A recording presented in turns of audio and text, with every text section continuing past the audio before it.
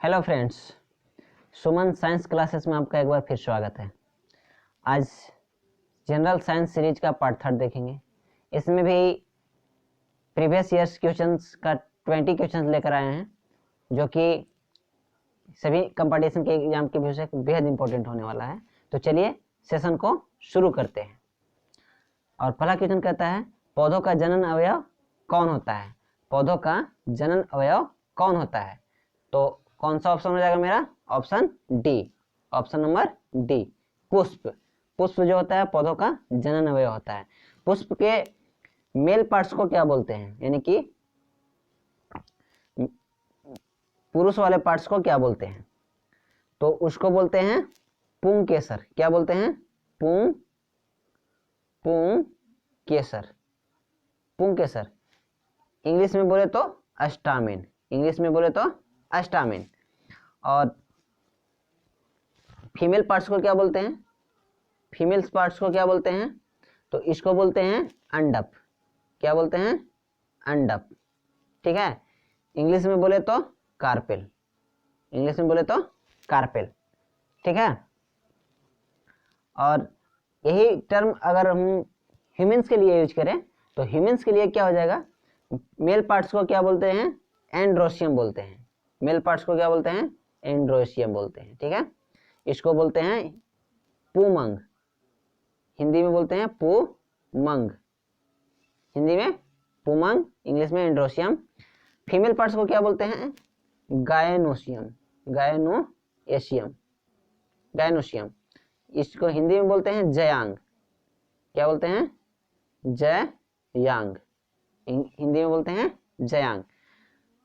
ठीक है। चलते हैं नेक्स्ट क्वेश्चन की तरफ। मेरा ऑप्शन कौन था? पुष्प, ऑप्शन नंबर डी। चलते हैं अगले क्वेश्चन की तरफ। क्वेश्चन नंबर 2 कहता है, बेरी बेरी रोग किस विटामिन की कमी से होती है? बेरी बेरी रोग किस विटामिन की कमी से होती है? तो ऑप्शन कौन हो जाएगा? B1। B1 का साइंटिफिक नेम क्या है? केमिकल नेम क्या है? थायामीन है। क्या है? थायामीन है। ठीक है। ये बेरी बेरी होता कैसे है? तो जो व्यक्ति ज़्यादा अल्कोहल का ड्रिंकिंग करते हैं, ठीक है, ज़्यादा अल्कोहल का सेवन करते हैं, उनके बॉडी में ज़्यादा अल्कोहल होने के कारण उनका बॉडी का जो थायमीन एब्जॉर्प्शन पावर होता है वो घट जाता है, जिससे क्या हो जाती है? उनके बॉडी में थायमीन की कमी हो जाती है और बेरी बेरी रोग उत्पन्न होता है। बेरी बेरी रोग उत्पन्न होता है। ठीक है। और भी देख लेते हैं यहाँ पे, विटामिन B2 का केमिकल नेम क्या है? तो विटामिन B2 का केमिकल नेम है राइबोफ्लेविन। राइबोफ्लेविन। ठीक है।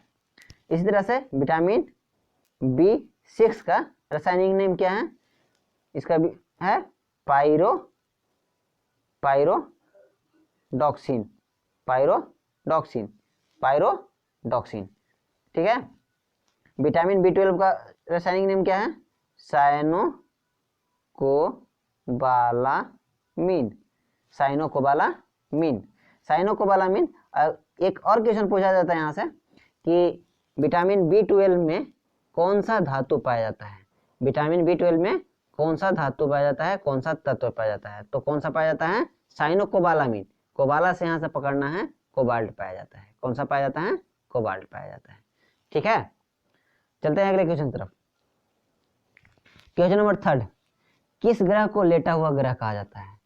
किस ग्रह को लेटा हुआ ग्रह कहा जाता है? तो किस ग्रह को कहा जाता है? अरुण को कहा जाता है। और क्यों कहा जाता है? अरुण को इसलिए कहा जाता है क्योंकि ये अपने अक्ष पे 82 डिग्री एंगल पे झुका हुआ रहता है।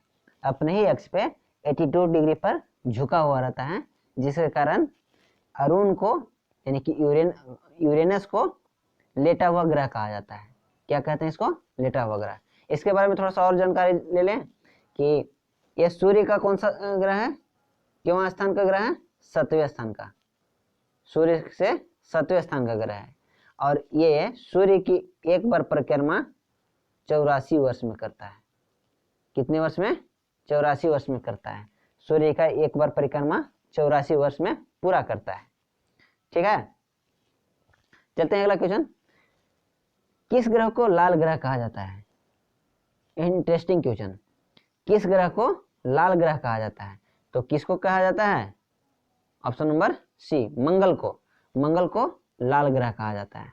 एक और मंगल से रिलेटेड जानकारी देते हैं आपको कि सौरमंडल का सबसे ऊंचा पर्वत, जिसको हम लोग बोलते हैं ओलंपस, ओलंपस मोन्स, सौरमंडल का सबसे ऊंचा पर्वत ओलंपस मोन, ये कहाँ स्थित है?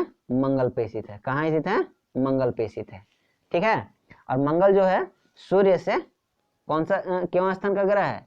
चौथे स्थान का, चौथा स्थान का ग्रह है। ठीक है। मंगल जो है सूर्य से चौथे स्थान का ग्रह है, याद रखिएगा। चलते हैं अगले क्वेश्चन की तरफ। क्वेश्चन नंबर 5, कंप्यूटर की पहली पीढ़ी में कौन सी डिवाइस प्रयोग होती है? कंप्यूटर के पहली पीढ़ी में कौन सी डिवाइस प्रयोग होती है? तो integrated circuit, processor, micro processor और वैक्यूम ट्यूब। कौन सा ऑप्शन हो जाएगा मेरा? D, vacuum tube. कौन सा? Vacuum tube. ठीक है। नेक्स्ट क्वेश्चन, निम्नलिखित में से कौन सा एक अभिलक्षण प्लेटिपस तथा कंगारू में साझा है? निम्नलिखित में से कौन सा एक अभिलक्षण कंगारू और प्लेटिपस दोनों में साझा करता है, कॉमन है? तो क्या है ऑप्शन? ऑप्शन नंबर सी, यानी कि समतापता। कौन सा? समतापता। ये समतापता क्या है?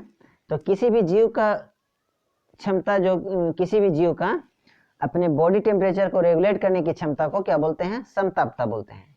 यानी किसी भी जीव द्वारा अपने शरीर के तापमान को नियंत्रित करने की क्षमता को क्या बोलते हैं? समतापिता बोलते हैं। जो कि किसकी किस में कॉमन है?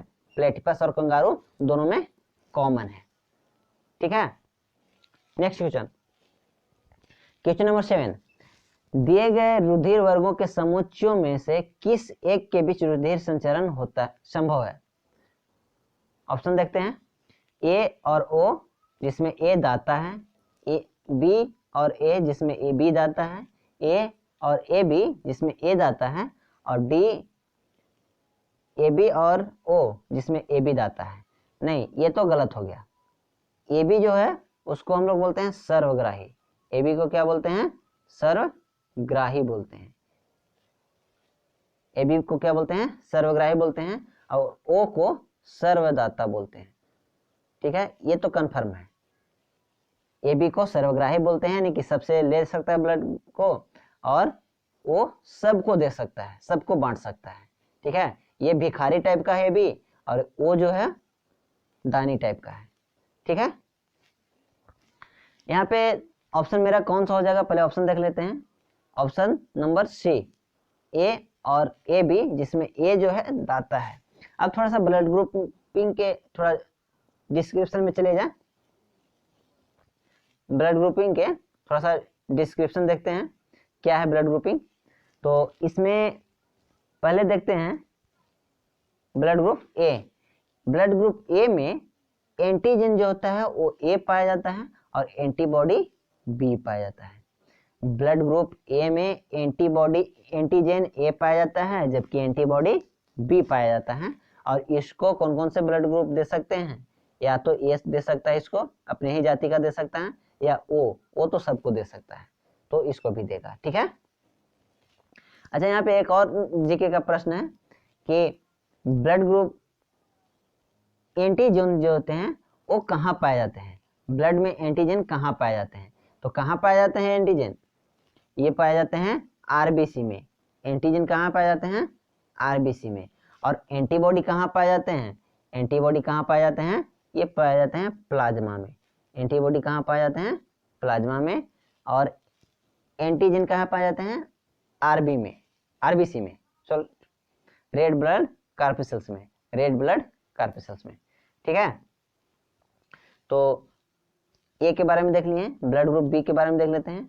ब्लड ग्रुप बी में एंटीजन जो होता है आरबीसी में बी पाया जाता है, और प्लाज्मा में एंटीबॉडी ए पाया जाता है।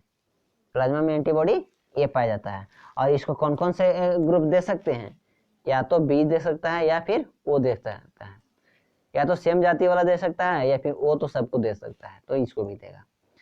आगे चलते हैं, अगला blood group A B. A B में एंटीजन जो होते हैं वो ए और बी दोनों पाए जाते हैं। एंटीजन ए और बी दोनों पाए जाते हैं, जबकि एंटीबॉडी नहीं होता है, एंटीबॉडी नहीं पाया जाता है। और इसको कौन कौन सा दे सकता है? ए दे सकता है, बी दे सकता है, ए दे सकता है, बी दे सकता है, ए बी दे सकता है और ओ दे सकता है, यानी कि सब दे सकता है इसको। ये कहें भूखा हुआ ये रहता है, सबसे ले लेता है। ठीक है, अब चलते हैं अगला क्वेश्चन। इसी में अच्छा हाँ ओ बच गया ना, तो ब्लड ग्रुप ओ देख लेते हैं। ओ जो होता है उसमें एंटीजन जो होते हैं नील होते हैं, एंटीजन नहीं पाए जाते हैं, but antibody A and B दोनों पाए जाते हैं। एंटीबॉडी ए और बी दोनों पाए जाते हैं, जबकि एंटीजन नील होते हैं, एंटीजन नहीं होते हैं। ठीक है, और इसको कौन दे सकता है? इसको अपने ही जाति का सिर्फ दे सकता है ओ वाला। ठीक है, तो अब चलते हैं अगले क्वेश्चन की तरफ। क्वेश्चन नंबर 8, निम्नलिखित बीमारियों में से कौन सी एक विषाणुओं के कारण नहीं होती है? देखते हैं। छोटी माता, छोटी माता को हम लोग क्या बोलते हैं? इसको बोलते हैं चिकन पॉक्स। छोटी माता को क्या बोलते हैं? चिकन पॉक्स बोलते हैं। और ये किससे होने वाला है? एक वायरल डिजीज है, और उस वायरस का क्या नाम है? Chicken pox virus, chicken pox virus. यहाँ पे एक जानकर थोड़ा सा खुशी होगी कि जितने भी वायरस से होने वाले वायरल डिजीज हैं उनका नाम वायरस के नाम पे ही रखा जाता है। ठीक है, जैसे छोटी माता को हम लोग इंग्लिश में क्या बोलते हैं? चिकन पॉक्स, जो कि चिकन पॉक्स वायरस से ही होता है। दूसरा देखते हैं, दूसरा है खसरा, इसको बोलते हैं मीजल्स। इंग्लिश में क्या बोलते हैं? इसको मीजल्स बोलते हैं। ठीक है, और ये जो मीजल्स है ये किससे होता है? ये भी एक वायरल डिजीज है जो कि मीजल वायरस से होता है। ये भी एक वायरल डिजीज है जो कि मीजल वायरस से होता है। ठीक है, थर्ड देखते हैं पोलियो। पोलियो जो है वो हम पोलियो का दवा भी पिलाया जाता है ना, तो पोलियो क्या है? पोलियो एक वायरल डिजीज है जिसका नाम है, और उस वायरस का नाम है पोलियो वायरस, पोलियो वायरस। तो ये वायरस का यानी कि छोटी माता भी वायरल डिजीज है, खसरा भी वायरल डिजीज है, पोलियो भी वायरल डिजीज है। तो अगर ये तीनों वायरल डिजीज हैं तो मेरा जो ऑप्शन होगा वो कौन सा होगा? डी, धनुष्टकार। एक्चुअली इसके बारे में भी समझ लेते हैं कि धनुष्टकार जो होता है उसको इंग्लिश में टीटनस बोलते हैं। क्या बोलते हैं? टेटनस। ये जो होता है ये बैक्टीरियल डिजीज है, और जिस बैक्टीरिया से होता है उसका नाम है क्लोस्ट्रीडियम, क्लोस्ट्रीडियम टीटेनी, क्लोस्ट्रीडियम टीटेनी, क्लोस्ट्रीडियम टीटेनी। ठीक है, क्लोस्ट्रीडियम टीटेनी। तो ऑप्शन मेरा कौन सा हो जाएगा? ऑप्शन नंबर डी, धनुष्टकार। चलते हैं अगला क्वेश्चन। क्वेश्चन नंबर 9, किसी प्रारूपिक मानव पसली ढांचे में केज में कितनी पसलियां होती हैं? तो कितनी पसलियां होती हैं? 12, 14, 16, 24 कितनी होती हैं? टोटल पसलियों की संख्या होती है 24। अगर पेयर में पूछ दें कि कितनी जोड़ी पसलियां होती हैं तो ये होता है 12 जोड़ी। कितनी जोड़ी? 12 जोड़ी। और ये 12 जोड़ी में पहले जो 7 जोड़ी हैं उनको क्या बोलते हैं? ट्रू रिप्स बोलते हैं। पसलियों की इंग्लिश में क्या बोलते हैं? रिप्स बोलते हैं। ठीक है, तो रिप्स या पसली बोले कोई फर्क नहीं पड़ना चाहिए। तो कितनी होती हैं? 12 पेयर्स होती हैं। 12 में से फर्स्ट जो 7 पेयर्स होते हैं रिप्स, उनको क्या बोलते हैं? ट्रू रिप्स बोलते हैं, सत्य पसली बोलते हैं। ठीक है, और लास्ट जो 5 होते हैं, 5 पेयर्स होते हैं, उनको क्या बोलते हैं? फॉल्स रिप्स बोलते हैं, उनको फॉल्स रिप्स बोलते हैं। ठीक है, और ये जो लास्ट 5 फॉल्स रिप्स हैं इसमें भी अंतिम 2 पेयर्स जो होते हैं यानी कि 11 number and 12 pairs, 11th pairs और 12 पेयर, इनको क्या बोलते हैं? इनको फ्लोटिंग रिप्स बोलते हैं। क्या बोलते हैं इनको? फ्लोटिंग रिप्स बोलते हैं, फ्लोटिंग रिप्स। ठीक है, तो मेनली इसमें ध्यान दीजिएगा, कभी पेयर में पूछ दे, कभी कुल पसलियों की संख्या पूछ दे। अगर कुल पसलियों की संख्या पूछ दे तब तो मेरा ऑप्शन डी हो जाएगा, ठीक है 24। अगर पेयर पूछ दे कि कितनी जोड़ी पसलियां होती हैं तो ये हो जाएगा ऑप्शन उस समय में ऑप्शन नंबर ए 12 पेयर, ठीक है। चलते हैं अगला क्वेश्चन। नेक्स्ट क्वेश्चन कहता है हृदय वाहिका रोग तथा अतिरिक्त दाब के खतरों का सामना कर रहे व्यक्तियों के संदर्भ में निम्नलिखित में से कौन सा एक अच्छा कोलेस्ट्रॉल माना जाता है। कौन सा माना जाता है? उच्च घनत्व लिपोप्रोटीन, निम्न घनत्व लिपोप्रोटीन, ट्राइग्लिसराइड्स व सी अम्ल। कौन सा ऑप्शन हो जाएगा? Option number A HDL high density lipoprotein, high density lipoprotein यानी कि उच्च घनत्व लिपोप्रोटीन, ठीक है। चलते हैं अगले क्वेश्चन की तरफ। अब अगला क्वेश्चन कहता है एरोसोल का उदाहरण है, एरोसोल का उदाहरण है। इस क्वेश्चन को मैं पिछले वीडियोज में काफ़ी अच्छे से डिटेल्स में बताया हूँ। अगर उन वीडियोज को नहीं देखे हैं तो डिस्क्रिप्शन बॉक्स में लिंक पड़ा हुआ है, वहाँ से विजिट करके आप उन वीडियोज को भी अच्छे से देख सकते हैं और अपना कंसेप्ट, अपना रैंक बूस्ट कर सकते हैं, ठीक है। तो यहाँ पे ऑप्शन देख लेते हैं। सी धुआं, धुआं जो होता है एरोसोल का ही उदाहरण होता है। एक्चुअली एरोसोल में क्या होता है, तो एरोसोल में सॉलिड पार्टिकल्स भी आ जाते हैं, लिक्विड ड्रॉपलेट्स भी आ जाते हैं, स्मोक्स भी आ जाता है और पोल्यूटेंट पार्टिकल्स भी आ जाते हैं, स्प्रे भी आ जाते हैं, ठीक है। तो इन सभी के मिक्सचर को क्या बोलते हैं? एरोसोल बोलते हैं। तो ऑप्शन कौन सा हो जाएगा मेरा? सी धुआं, ठीक है। चलते हैं अगले क्वेश्चन की तरफ। क्वेश्चन नंबर 12, एक रेडियो सक्रिय स्रोत की इकाई निम्नलिखित में से कौन सी एक है? रेडियो सक्रिय स्रोत की इकाई कौन सा है? तो वो है बेकरल। कौन है? बेकरल। बेकरल भी एक साइंटिस्ट के नाम पे रखा गया है, यूनिट का नाम, ठीक है। और ये बेकरल का यानी कि रेडियो सक्रिय स्रोत का पुराना जो यूनिट था उसका नाम था क्यूरीज। पुराने यूनिट का नाम क्या था? क्यूरीज। ये किससे आया था? मैडम क्यूरी से, मैडम क्यूरी से, ठीक है। आई थिंक समझ गए होंगे। अब चलते हैं अगले क्वेश्चन की तरफ। क्वेश्चन नंबर 13 नंबर क्वेश्चन का था पश्चिम की ओर प्रक्षेपित कोई धन आवेशित कण किसी चुंबकीय क्षेत्र द्वारा उत्तर की ओर विचलित हो जाती है, चुंबकीय क्षेत्र की दिशा क्या है? तो पहले तो हम लोग समझ लेते हैं उत्तर, दक्षिण, पूर्व, पश्चिम हम लोग कागज पे या फिर किसी पेज पे किस तरह से डिनोट करते हैं। तो ऊपर वाले को उत्तर डिनोट करते हैं, नीचे वाले को दक्षिण के रूप में डिनोट करते हैं, इधर वाले को क्या करते हैं? पश्चिम करते हैं और इधर वालों को पूरब से डिनोट करते हैं, ठीक है। अब कह रहा है कि कोई धन आवेश जो है वो दक्षिण पश्चिम की ओर प्रक्षेपित है। तो जब धन आवेश की दिशा पश्चिम की ओर है तो करंट जो है यानी कि विद्युत धारा जो है उसकी दिशा भी किधर की ओर होगी? पश्चिम की ओर ही होगी, ठीक है। विद्युत धारा और धन आवेश की दिशा सेम होती है।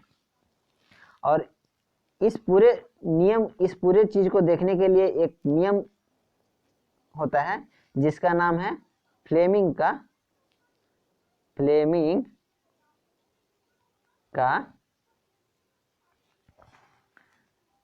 बाएं हाथ का नियम, बाएं हाथ का नियम, फ्लेमिंग के बाएं हाथ का नियम। इस फ्लेमिंग के बाएं हाथ के नियम पर एक सेपरेट वीडियो मैं आप लोग के लिए बना दे रहा हूं और उसमें काफ़ी डिटेल में उसको समझा दूंगा, ठीक है। तो फिलहाल चलते हैं अपने ऑप्शन की ओर और देखते हैं कौन सा ऑप्शन है। दक्षिण की ओर, पूरब की ओर, अधोमुखी दिशा में, ऊर्ध्वमुखी दिशा में। कौन सा ऑप्शन हो जाएगा मेरा? दक्षिण की ओर हो जाएगा, ठीक है। Option number A. Next question, question number 14, निम्नलिखित में से कौन सा नियम इस कथन को वैध ठहराता है कि द्रव्य का ना तो सृजन किया जा सकता है और ना ही विनाश ही? तो ऑप्शन देख देते हैं। ऊर्जा संरक्षण का नियम, लेस सातेलिए का नियम, द्रव्यमान संरक्षण का नियम, परासरण का नियम। कौन सा ऑप्शन हो जाएगा मेरा? द्रव्यमान संरक्षण का नियम। द्रव्यमान संरक्षण का नियम कहता है कि ऊर्जा किसी भी द्रव्य का द्रव्यमान न तो नष्ट किया जा सकता है और ना ही उत्पन्न किया जा सकता है, एक फॉर्म से दूसरे फॉर्म में ट्रांसफर किया जा सकता है। ठीक है, तो ऑप्शन कौन सा होगा? सी। अच्छा, द्रव्यमान संरक्षण का नियम जो है किसने दिया था? वो दिया था एंटोइन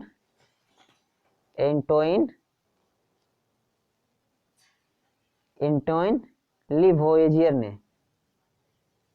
एंटोइन लिवोइजियर ने कब दिया था? 1789 ईस्वी में। कब दिया था? 1789 ईस्वी में एंटोइन लिवोइजियर ने द्रव्यमान संरक्षण का नियम।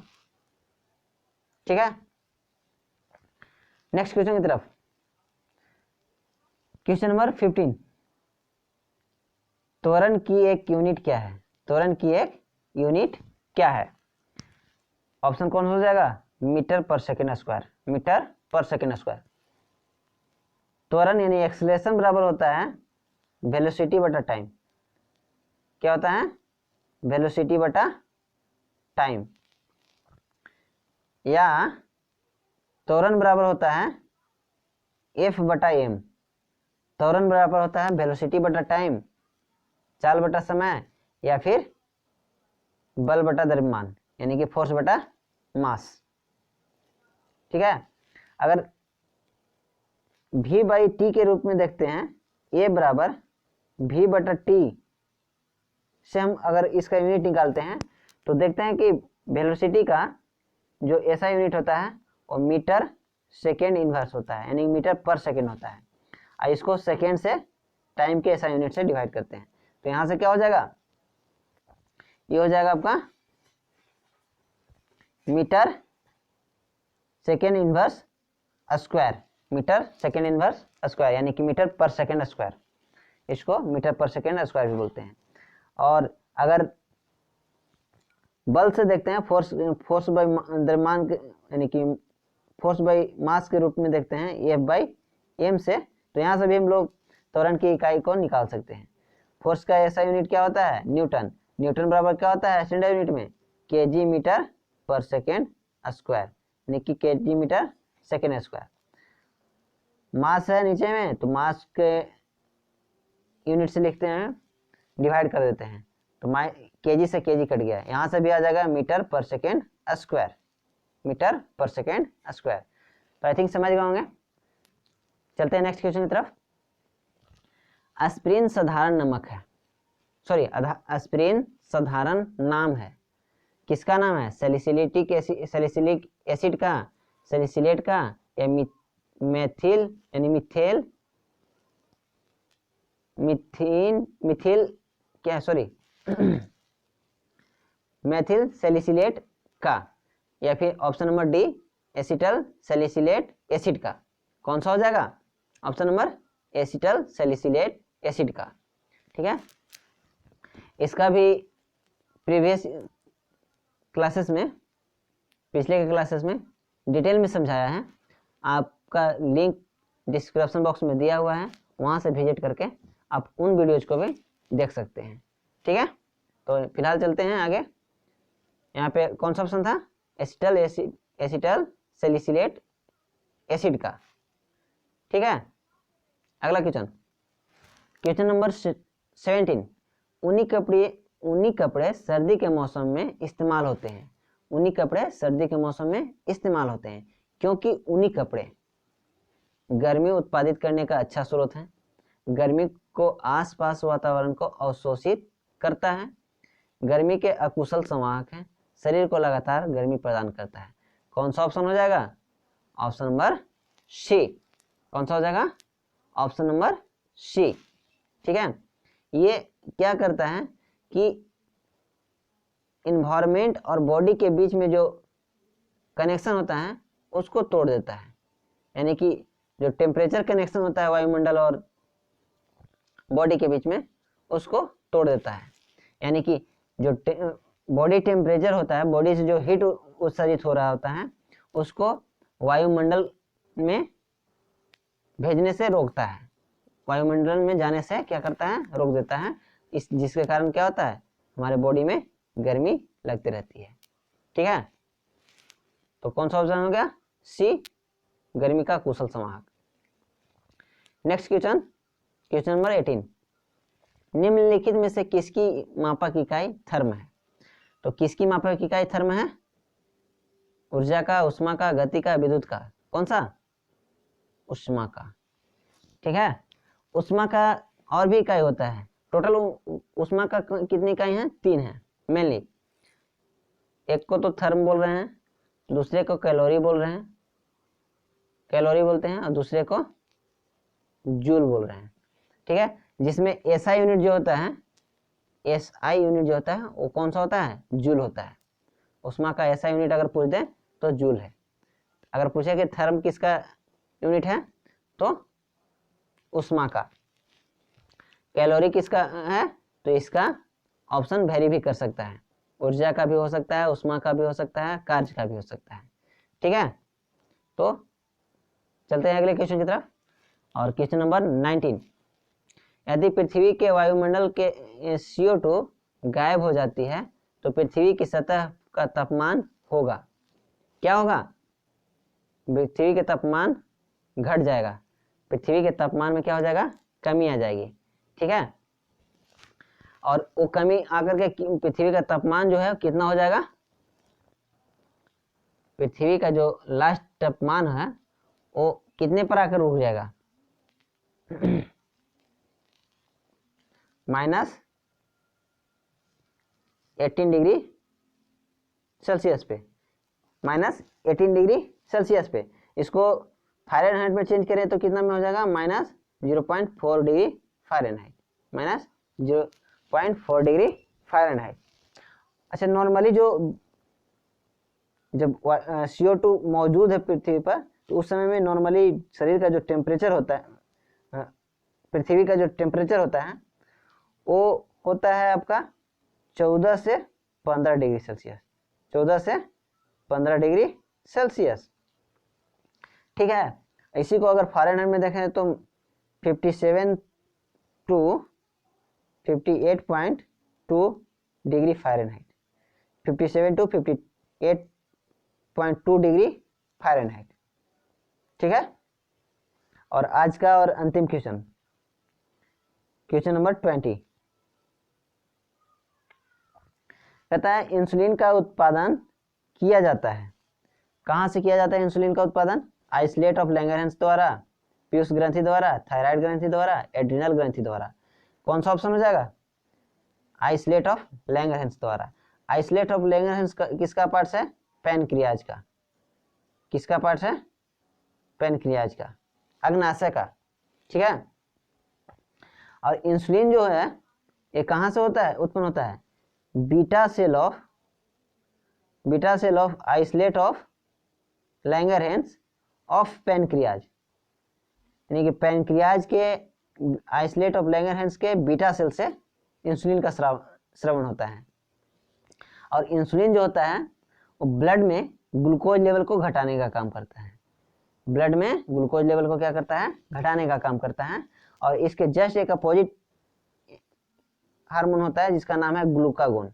क्या नाम है? ग्लूकागोन। ये ग्लूकागोन जो होता है वो alpha cell of isolate of Langerhans of pancreas, यानी कि अग्नाशय के आइसोलेट ऑफ लैंगरहैंस के अल्फा सेल से स्रावित होता है। और ये क्या करता है? ये ब्लड में ग्लूकोज लेवल को बढ़ाने का काम करता है, just opposite to insulin. Insulin का एंटागोनिस्ट है। ठीक है, तो आई थिंक वीडियो पसंद आया होगा, और अगर वीडियो पसंद आया हो तो वीडियो को लाइक कीजिएगा, सब्सक्राइब कीजिएगा चैनल को, और बेल आइकन को भी प्रेस कीजिएगा ताकि आने वाले वीडियोज का नोटिफिकेशन सबसे पहले आप तक पहुंच सके। Thanks for watching.